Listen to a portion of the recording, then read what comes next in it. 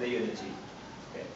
The second type of monotheism, tawheed, is the unity of the attributes, which is known as tawheed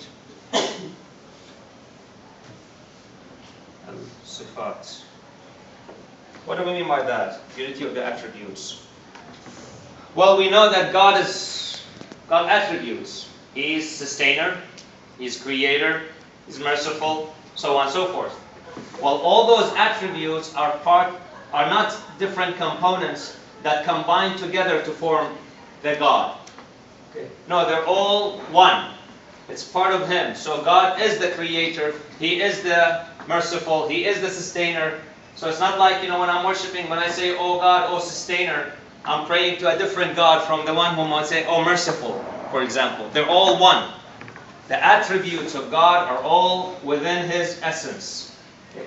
And that's important, because then we don't divide the Lord into components. He can't be divided into components. He's just one. Remember, His essence is simple. He cannot be made up of components.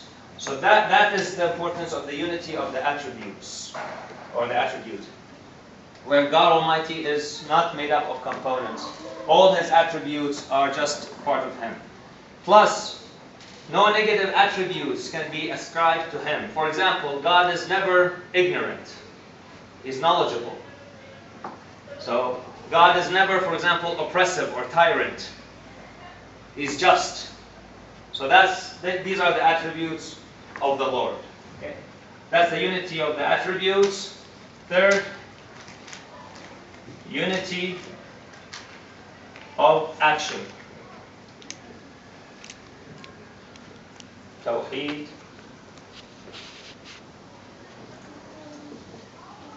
al-af'al. Unity of the action. Every movement in this universe ultimately is ascribed to God Almighty. So God directs everything. For example, the sun. The sun is just going in a random motion, that's created by randomness or some chaos. That doesn't work. It's through a planned motion that it goes through. Same thing with the moon. The moon, for example, is not going through some random process, but rather in a designed plan that is going through. The earth, when it orbits, when it rotates around itself, when it rotates around the sun, all this is happening according to a plan. There is a plan there. Okay, so everything occurs according to a plan. Now, here there's two things. And that's maybe what's important in Islam here. And that's the concept of free will. So if everything occurs or moves according to a plan, then what about us? So you guys, you're here. Is it because of a predestined plan? You had no choice? Or is it that, no, you had the choice to actually come here and sit and attend this lecture, for example? Okay, and some of you may be thinking of leaving, but you're stuck here for the time being. So, what happens here? So, here is what Islam says, very briefly. When it comes to planets, when it comes to animals, to things that do not have a mind, and I'm not talking about a brain, I'm talking about a mind, intellect. Okay, so someone might argue, well, animals also have a brain. True, but bees, for example, they've been producing honey for the past, I don't know, so many thousands of years or whatever they were discovered. So, and they've always been producing it the same way. They never, for example, had a convention and said, you know what, we've been producing honey for the past, so many years. Let us improve our honey production here.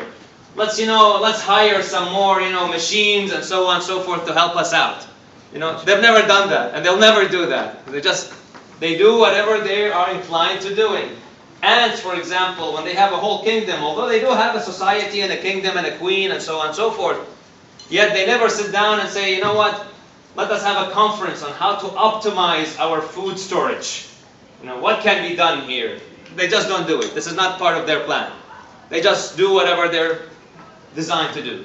So when it comes to animals, when it comes to planets, when it comes to things that do not have minds, plants, For example, all those, they go according to a plan that God Almighty has set. So bees, God created them to make honey, and that's what they do. And so on and so forth. So that is the plan.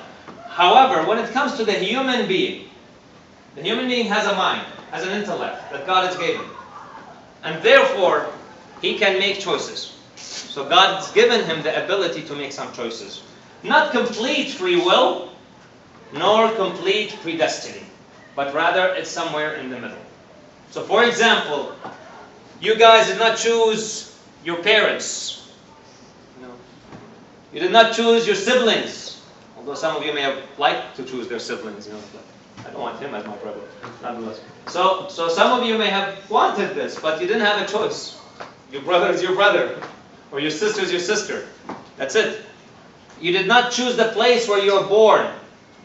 Your parents decided, or for whatever circumstances, to have you at that particular place. So you didn't have choices in these matters. Okay. However, you do have a choice with regards to your actions. For example, you chose to be here today. No one forced you. You wanted to be here for whatever reason. So that is your decision. A person chooses to obey the commands of God. He doesn't force him or her. Or chooses to disobey the commands of God. That's again up to him or her. And this would make sense when it comes to the divine justice that we're talking about here. This concept. Because if we were predestined to do whatever we do, then on the day of judgment I can stand before God and say, why you're punishing me? You created me like a robot to do whatever I was supposed to do. And now that I've disobeyed you, for example, I've been a bad guy, you're punishing me? How fair is that? So in order to respond, to be just, God will tell me, hold on a second. I created you and I gave you a mind, and I gave you the intellect, and I gave you the choice. You chose which path to go. And this is supported by some verses of the Quran as well. God, for example, says, we created the human being, insan. And that's interesting. When God refers to the human being with the word as insan, insan, let's go here. Insan, which is human. And then we have the word, another word that appears in the Quran, which is the word bashar. Bashar is the physical form of the human. Physical. I'll just say physical form of the human. Bashar is this form, the mold. You have 2 hands, 2 eyes, so on and so forth. This is referred to as a bashar. However, once the soul enters the body, and once this body has intellect, has a mind, that the Quran refers to as insan, as a human. Okay? So there's a difference in the word. For example, God Almighty told the angels, I am creating a bashar. I'm creating a physical form of a human, the physical form. إِنِّي خَالِقٌ بَشَرًا مِّن صَلْصَالٍ مِّن حَمَإٍ مَسْنُونٍ. I'm creating a clay form, the clay, the mold. I'm molding it in the form of a human being. However, once I make the soul enter into it, then prostrate to him. That was referring to the first creation of our cycle, which is Prophet Adam, peace be upon him. Okay, so that's the bashar. Insan is once the mind can think. And that's why God Almighty says we created the human being and we showed him the path. It's up to him to be grateful or ungrateful, for which then he will be held accountable. Okay, so this is part of this. Now, nonetheless, the human being has this intellect. He makes his choices to do whatever he wants to do, for which he will be held responsible. But the overall actions are all attributed to God Almighty. So everything is attributed ultimately to God. He's the one who's given the human the power, the ability to think. He's the one who's given him the mind. So God says in the Quran, He taught the human what he did not know. How did the human come up with all these inventions? How did the human come up with all these ideas? Where did they come from?